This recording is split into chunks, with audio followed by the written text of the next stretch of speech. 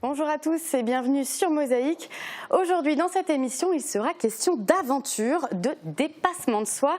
Ce sera avec nos deux invités, Sabrina Weiss et Myriam Broum. Bonjour à toutes les deux. Bonjour. Alors vous avez décidé de vous lancer dans l'aventure Pékin Express. On en reparlera tout à l'heure. Et puis Sandrine est avec nous aussi. Salut. Salut. Alors toi, l'aventure dans laquelle tu t'es lancée, c'est de nous dénicher tous les bons plans à faire ce week-end. Et on en parlera également tout à l'heure. Tout de suite, on retrouve Uranie Tozic en direct du péage de Saint-Avold. Alors Uranie, explique-nous, qu'est-ce qui se passe ? Alors il ne se passe rien pour le moment, c'est un peu une journée banale on va dire. Derrière moi les automobilistes payent le péage à hauteur de 4,40 €.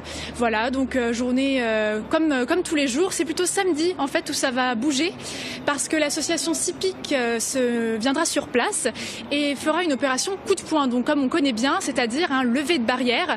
Les automobilistes pourront donc passer gratuitement et j'ai même recueilli quelques petits témoignages, voilà, mais je te propose de voir ça un petit peu après. Ok, merci Uranie. Écoute, on te retrouve plus tard pour faire le point. En attendant, on continue le tour de l'actu du secteur avec le 60 secondes. Happy, Continental a de quoi être heureux. L'entreprise obtient la 12e place au classement Happy Trainees Label.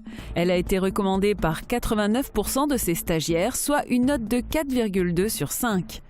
Continental France se situe juste après EDF dans le classement et juste devant Deloitte et le groupe Canal+. Gabrielle et Élise, les deux prénoms arrivent en tête de classement à Sarreguemines. Depuis le début de l'année, les parents optent pour des prénoms courts et rétro. Peu de prénoms composés, même tendance au niveau national. L'officiel des prénoms sort aujourd'hui en s'appuyant sur les registres d'état civil et les statistiques INSEE.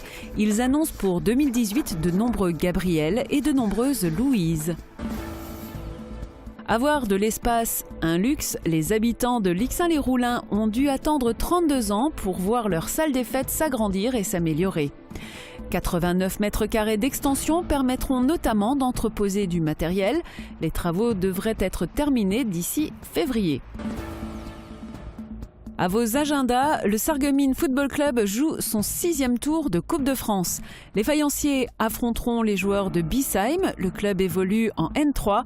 Le match se déroulera samedi 21 octobre à 17 h à Sarreguemines, au stade de la Blise.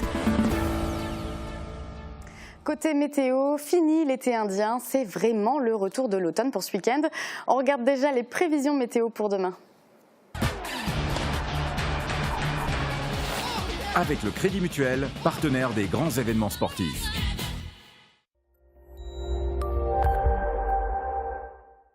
La météo pour demain s'annonce pas terrible. Le ciel est très nuageux et laisse échapper des petites pluies intermittentes. Les températures sont douces au réveil sous les nuages, comprises entre 7 et 13 degrés, mais fléchissent un peu en journée pour plafonner entre seulement 16 et 18 degrés. Demain, nous sommes le vendredi 20 octobre et nous fêtons les Adelines. Le soleil nous accompagnera de 8h01 à 18h31. Je vous retrouve dans un instant pour la suite de l'émission et notamment les sorties.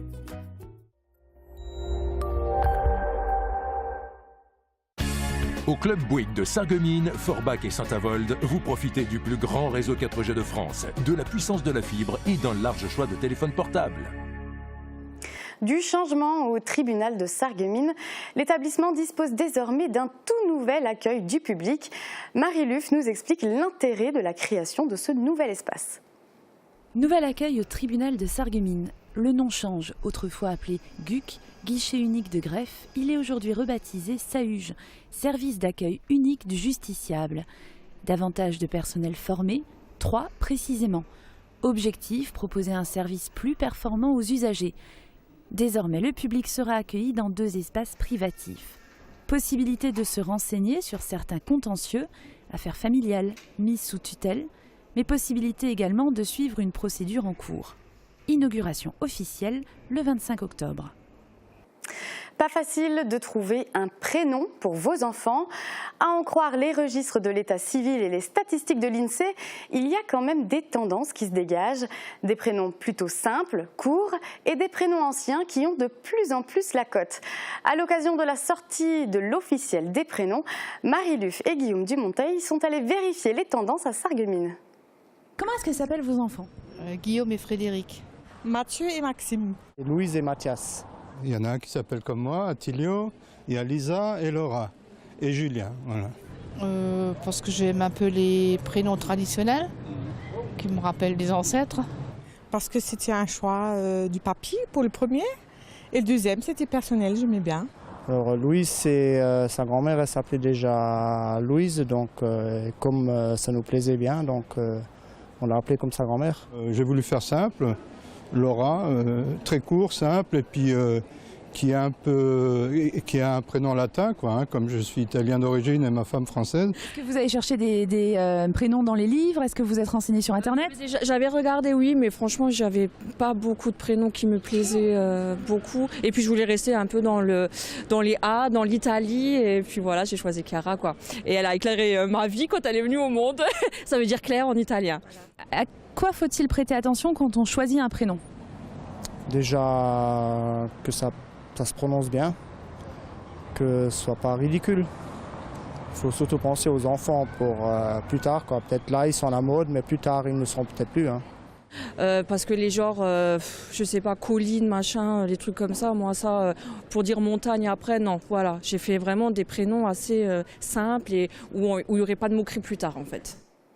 Deux prénoms que vous allez certainement entendre souvent. Ils s'appellent Yanis et Mohamed Amin. Ils ont 15 et 16 ans. Ils font partie des étoiles montantes du club de lutte de Sarreguemines. Mosaïque a réalisé les portraits croisés de ces deux jeunes lutteurs prometteurs. Mohamed Amin est concentré. Il n'en perd pas une miette. La lutte, il connaît. C'est toute sa vie. La lutte, j'ai commencé à 6 ans. C'est mon père, il allait s'entraîner 2-3 fois par semaine en lutte. J'allais avec lui dès que j'étais petit et j'ai commencé comme ça. Puis après, on est venu au club de Sarreguemines, on a déménagé à Sarreguemines. Et comme c'était le meilleur club de France, on est venu pour cette raison et je m'entraîne depuis mes 6 ans. Aujourd'hui, il a 16 ans et évoluera d'ici l'année prochaine en Junior 1. Déjà spécialisé en lutte gréco-romaine, il a un rêve. Mon rêve, c'est les Jeux Olympiques en 2024 à Paris et participer et pourquoi pas faire une médaille. Même objectif pour Yanis, 15 ans. Lui a seulement démarré la lutte il y a 5 ans, mais affiche déjà un beau palmarès. 5 fois champion de France dans la catégorie cadet et déjà une sélection en compétition internationale. 2 étoiles montantes pour le club de lutte de Sarreguemines. Ce sont des jeunes qui ont le potentiel, qui ont tout pour. Et je pense qu'avec le profil qu'ils ont et la carrière qu'ils sont en train de mener, je pense que tôt ou tard, ils rentreront dans les grandes instances sportives. L'INSEP, l'Institut national du sport, de l'expertise et de la performance, ou l'objectif à court terme de Yanis. L'adolescent est en première S. Après avoir sauté une classe au CP, obtenu la mention très bien au brevet des collèges, il vise aussi la réussite scolaire. De quoi rassurer les parents qui les laissent s'entraîner de manière intensive. Tous les soirs après l'école de 18h30 à 20h30, voire au-delà. Étant donné qu'ils marchent bien à l'école, parce que le but c'est quand même, je pense, le scolaire. Avant tout, hein, une carrière c'est très court et on n'est pas toujours sûr aussi de la réussite de la carrière sportive. L'école de lutte a obtenu un label France. Il ne s'agit pas seulement d'entraîner les enfants, mais aussi de leur donner une structure et des valeurs. Mohamed Amin fait ses devoirs au club et s'avance le week-end. Lui aussi a d'autres échéances. Le bac, il est actuellement en première ES. Au club, on en est fiers, on fait tout pour. On les récompense avec des petits tickets cinéma quand on peut. Voilà, et de les sortir différemment, justement pour récompenser tous ces jeunes. Ces jeunes représentent la relève. Ils devraient intégrer l'équipe senior qui évolue en première division du championnat de France. Et ils ont déjà le mental. Il faut s'entraîner et pour progresser. Il n'y a que comme ça qu'on obtient ce qu'on veut. toute autre discipline, connaissez-vous la bokwa? C'est une discipline inventée par un danseur sud-africain qui fait de plus en plus d'adeptes en France. L'Union sportive et culturelle de Nouswiller-Cadenbronn a ajouté cette discipline à sa liste d'activités depuis déjà 3 ans. Camille Bazin est allée voir à quoi ressemble un cours.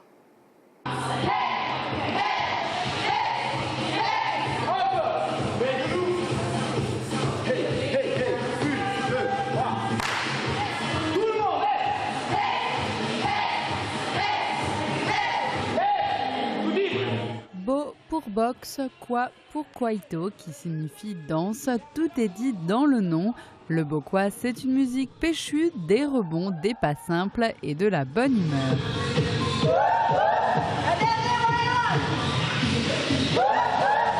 Et n'allez pas comparer ça à de la zumba, le bokwa est bien différent. Alors moi, ce qu'on me dit souvent, c'est que dans le bokwa, en fait, il n'y a pas de chorégraphie type. Hein, donc c'est moi qui annonce les symboles. Une fois qu'on connaît les symboles, je veux dire, voilà, c'est une suite. Alors que généralement, dans la zumba, en fait, ça va être plus des chorégraphies qu'on va faire et refaire. Ça sera toujours la même chorégraphie. La bokwa, c'est toujours autre chose, en fait. Et c'est souvent, voilà, les personnes qui ont du mal à coordonner leurs pieds par rapport à une chorégraphie, en fait, vont se sentir plus à l'aise à la bokwa. L, C, 2, 3, la coach annonce les symboles. Les participants n'ont plus qu'à les dessiner au sol. À première vue, ça n'a pas l'air si simple que ça, mais la coach nous l'assure, le bokwa est accessible à tous. Alors ça touche tout le monde en fait, il y a tout le monde qui peut vraiment participer parce que chacune trouve son rythme. Donc on peut le faire vraiment en cardio, on peut le faire plus tranquillement et on peut le faire en dansant, en bougeant. Ça dépend en fait le style que les gens veulent mettre et l'intensité.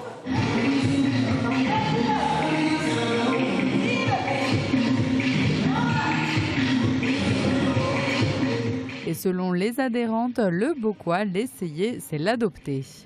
J'aime bien, c'est à la fois cardio et de la danse, et puis c'est juste à côté de la maison et l'horaire est top. Moi, c'est pareil pour se défouler. C'est différent de ce qu'on a l'habitude de voir un petit peu partout. C'est simple à faire et puis on transpire bien. En résumé, le bokwa, c'est un mélange de cardio, de renforcement musculaire et de danse. Un bon moyen de transpirer en s'amusant.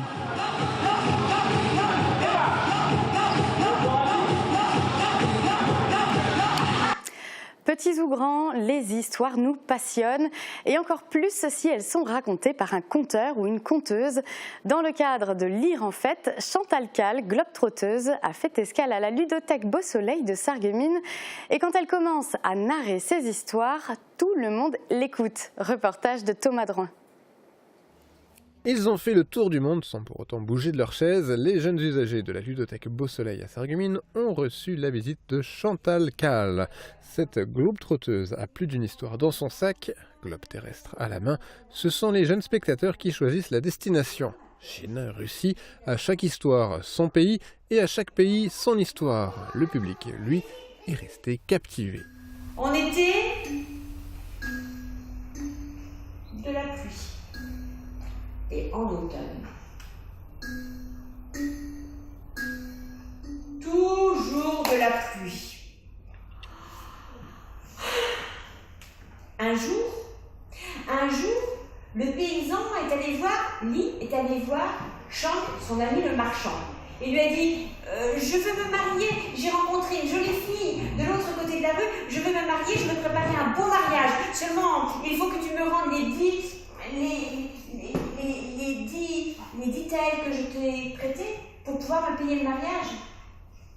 On retrouve à présent Uranie Tozic, toujours en direct du péage de Saint-Avold. Alors Uranie, tu es sur place depuis ce matin et tu as recueilli des témoignages d'automobilistes qui passent par ce péage quasiment tous les jours. Alors qu'est-ce qui ressort ? Oui, en effet. Alors, par exemple, Claude et Jacqueline prennent cette portion d'autoroute seulement 10 fois par an, donc ils ne se sentent pas forcément concernés par le problème. Pourtant, même s'ils ne sont pas pour le tout gratuit, ils préféreraient quand même une gratuité par rapport aux petites distances. Donc par rapport à ça. Et puis il y a aussi Gérard et Valérie qui, eux, poussent un petit peu les responsables à vérifier que l'argent est bien utilisé pour ça, parce que pour eux, ils trouvent que l'entretien n'est pas assez fait, que les routes et les autoroutes sont mal entretenues. Et il y a également Guillaume qui, lui, par contre, ne peut pas du tout passer par les nationales et il se retrouve obligé de passer par là pour aller à Metz et il trouve évidemment que c'est très cher. Et alors, qu'est-ce que ces automobilistes pensent de l'action qui va être menée samedi ? Alors il y en a qui n'ont pas vraiment d'avis, mais pour certains en tout cas, cette opération est nécessaire, puisque cela permettrait de montrer qu'il y a énormément de critiques qui continuent par rapport à ces péages. Et l'association CIPIC, bien sûr, continue à expliquer que depuis déjà plusieurs années, l'autoroute devrait normalement avoir déjà un retour sur investissement. Donc pour eux, c'est vraiment très nécessaire et ils soutiennent en tout cas cette opération. Espérons maintenant qu'il n'y ait pas trop de grabuge et que pour la suite, l'opération soit bien entendue. Voilà, merci Uranie pour tous ces témoignages. Et donc on le rappelle, l'action de CIPIC est prévue samedi 21 octobre au péage de Saint-Avold. Dans un instant, on parlera d'aventure. Ce sera avec nos invités du jour. À tout de suite.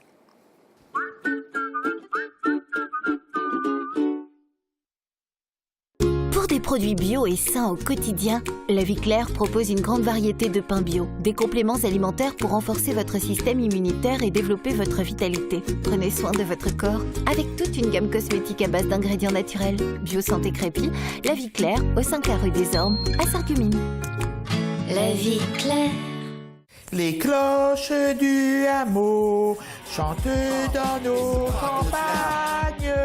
Et ça qui se chante bien, hein? C'est de la bombe, bébé. Le son du chalumeau et quel... Restez dans le coup avec la passion de l'audition.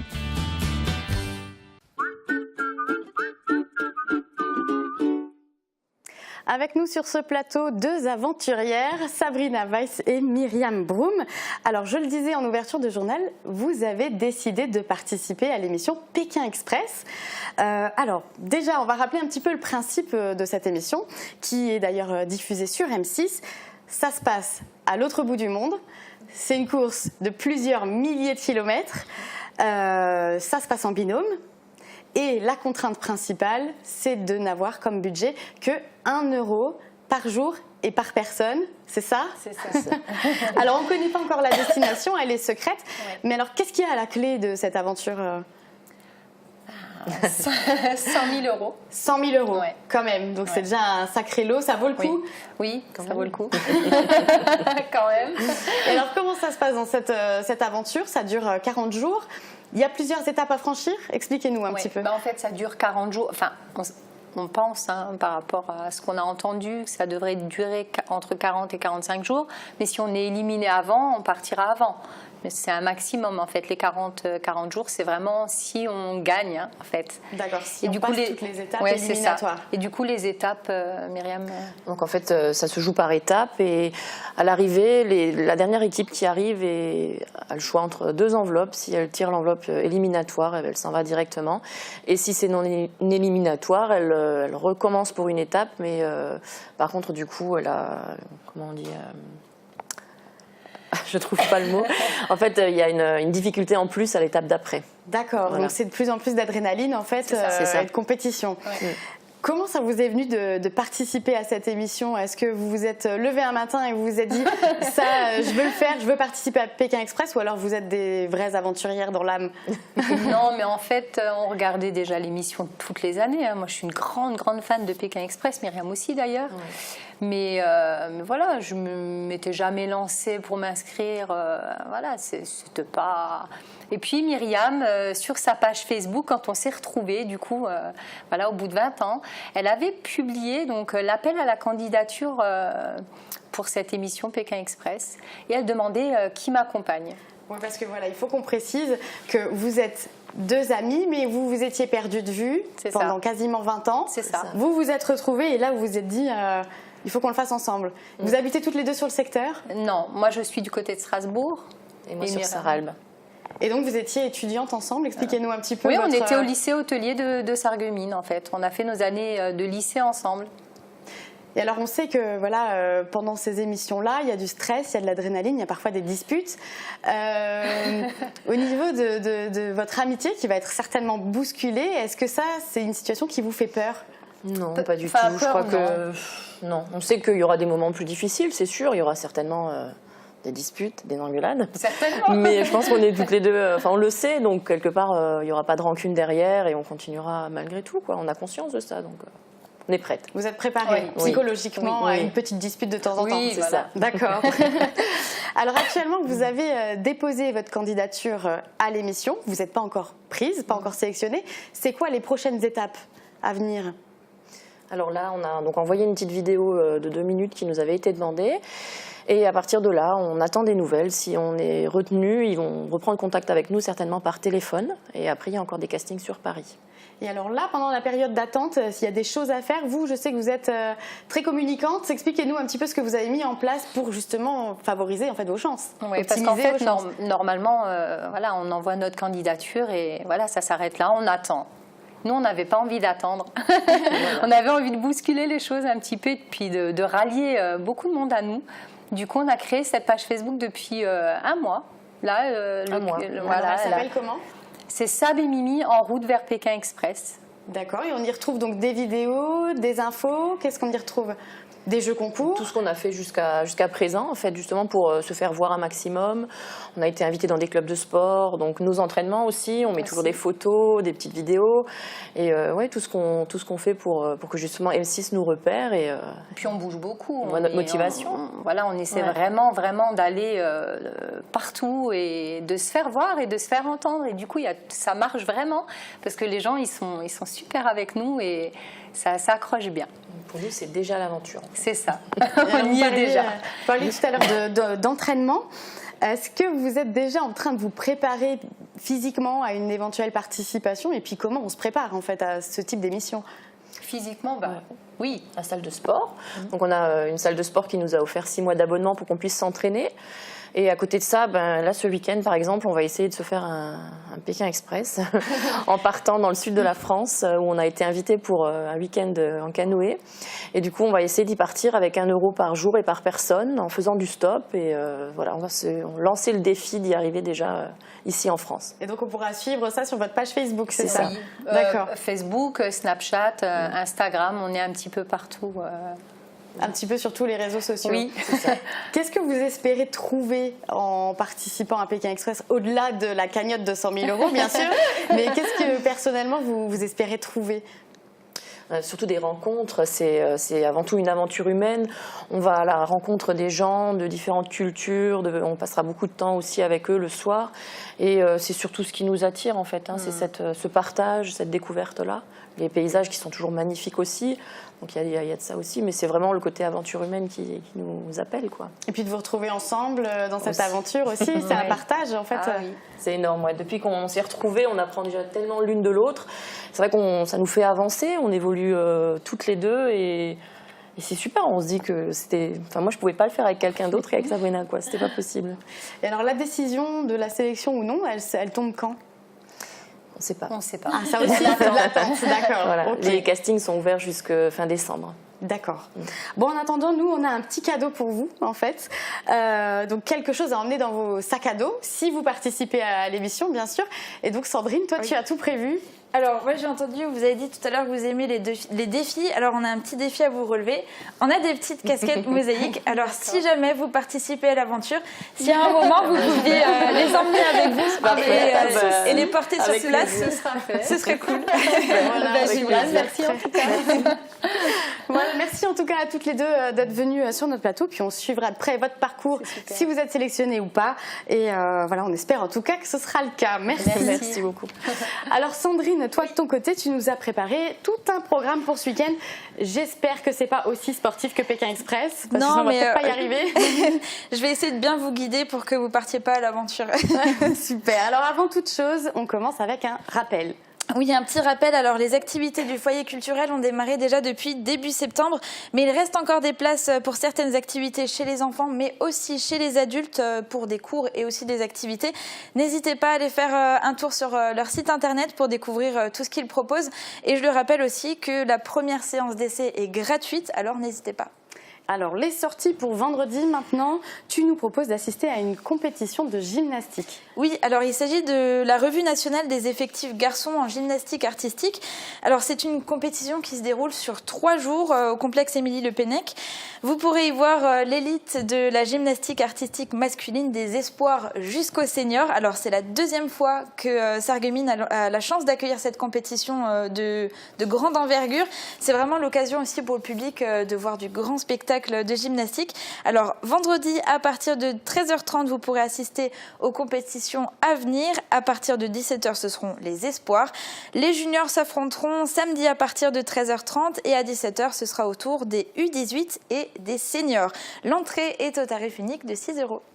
Et puis samedi, c'est le livre qui est à l'honneur, oui, tout à fait. Notamment pendant toute une braderie. Oui, qui est organisée par la médiathèque de Sarreguemines qui a dû faire une opération de désherbage de ses étagères pour renouveler ses collections. Alors vous pourrez trouver de tout, des romans, des BD, des revues, des livres pour enfants et le tout à petit prix. Donc c'est vraiment l'occasion d'en profiter. C'est ce samedi de 10h à 17h. Voilà, des bonnes affaires en perspective. Oui. Alors toujours autour du livre, tu nous proposes un spectacle qui fait partie de ce qu'on a vu dans notre émission du jour, qui fait partie du festival Lire en Fête. C'est ça. Alors c'est samedi à 20h30. Les plus de 7 ans ont rendez-vous à l'espace Jeux et Loisirs de Grosse-Biederstroff pour un voyage au pays des 1001 nuits. Ils se laisseront emporter par la conteuse Leila Darwish qui puise ses histoires dans ses origines libanaises et dans les contes traditionnels du Moyen-Orient. Pour faire partie du voyage, pensez à réserver vos places à la bibliothèque de Grosse-Biederstroff. Et samedi, c'est aussi jour de foot. Donc c'est un match de Coupe de France qui attend le SFC. C'est ça. Mais c'est un match un peu spécial. Explique-nous un petit peu. Alors c'est un match un peu spécial parce que c'est le 4e match du SFC en Coupe de France. Le tirage a voulu qu'ils affrontent l'équipe de Biesheim et c'est là que ça devient un peu un peu spécial parce que en fait l'équipe de Biesheim c'est une équipe qui fait aussi partie de leur championnat de National 3. D'accord. Et du coup ils ont déjà joué contre eux, ils ont l'habitude de jouer contre eux. Et moi, j'ai fait un petit tour du côté de nos archives et sur les 4 derniers matchs contre Biesheim, le SFC a perdu 2 matchs et a fait 1 match nul. Donc, autant dire que même si c'est une petite équipe, parce que bon, en Coupe de France, ils ont déjà eu l'habitude de jouer contre des Ligue 2. Là, c'est une petite équipe, mais c'est pas un match qui s'annonce gagné d'avance. Il s'annonce plutôt serré et très intéressant à aller regarder. Et je vous invite justement à vous rendre au stade de la Blise parce que le SFC lance une opération spéciale pour ce match. Pour chaque entrée vendue, 1 € sera reversé au Téléthon. Donc c'est l'occasion d'aller voir peut-être un grand match qui va pouvoir les propulser ou non dans la suite de l'aventure en Coupe de France. Le coup d'envoi, c'est samedi à 17h. Voilà, une double raison d'y aller. C'est ça. On passe à dimanche avec une exposition de miniatures. Oui, alors qui aura lieu à Richelin. Et je vais laisser Alexandre Martin, un membre de l'association Autopassion Val-de-Sarre, vous en dire plus. Le 22 octobre, nous invitons donc au foyer communal de Richelin les visiteurs à venir nombreux pour contempler des maquettes sur différents thèmes, comme celle-ci par exemple, diorama réalisé sur une casse auto, des vaisseaux spatiaux, des véhicules miniatures d'intervention, des avions, etc., etc. Le tout dans une bonne ambiance, avec une restauration assurée sur place et aussi une entrée gratuite donc, pour tous les visiteurs pour venir partager l'événement de 9h30 à 17h. Voilà, tout est dit. Pour finir le week-end, on monte sur scène avec la troupe de théâtre de Bette Biller. Oui, c'est ça, pour découvrir leur nouvelle pièce Azeyar Team Beacherland et pour enfin découvrir quelle est la phrase culte qui va bien pouvoir détrôner le fameux « mais bien sûr ». Alors, pour le savoir, rendez-vous au foyer de Betteviller ce samedi à 20h ou ce dimanche à 15h. Et sachez que Mosaïque sera sur place pour filmer l'intégralité de la pièce et on la diffusera une fois les représentations terminées pour pas non plus leur faire de concurrence. Tout à fait.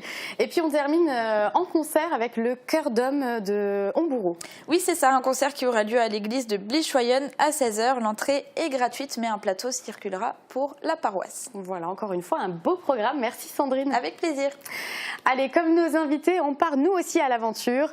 En tout cas, on part dans le canton de Sarralbe découvrir une commune, mais on la découvre vue du ciel. On regarde la carte postale aérienne de Capelquingé. Bienvenue à Capelquingé. Le nom du village rappelle qu'ici, il existait une chapelle dès l'an 1200. De l'autre côté de l'Albe, qui traverse la commune, se trouve Überkingé. Ce village était commune autonome jusqu'en 1811, où il devient annexe de Capelquingé. La chapelle de Capelquingé, restaurée après la guerre de 30 ans, a finalement laissé place à l'église actuelle en 1733. En effet, en 1727, Capelquingé, jusque-là annexe de la paroisse d'Insmin, est érigée en paroisse de l'archiprêtré de Morange avec Überkingé comme annexe. La destruction de la chapelle est ordonnée ainsi que la construction de l'église actuelle, ce aux frais du prieuré d'Insmin. De cette même époque datent les nombreuses maisons à colombages construites entre 1730 et 1760. Elles sont les témoins de la reconstruction du village après la guerre de 30 ans par les colons suisses, savoyards ou bavarois. Un patrimoine architectural unique en Moselle. Dans la rue Saint-Jacques, les numéros 1 et 9 sont répertoriés sur l'inventaire supplémentaire des monuments historiques. La mairie du village est installée dans une ancienne auberge avec son corps de ferme. La construction date de 1781. Sa restauration entreprise en 1996 va conserver au passage des éléments de patrimoine comme le fumoir. Commune d'un peu plus de 400 habitants, Capelquingé possède aussi un patrimoine naturel remarquable. Les rives de l'Albe sont prisées par les pêcheurs et au détour d'une promenade, le marais aux Busards et l'ancienne voie ferrée sont des espaces naturels à découvrir, gérés par le Conservatoire d'espaces naturels de Lorraine.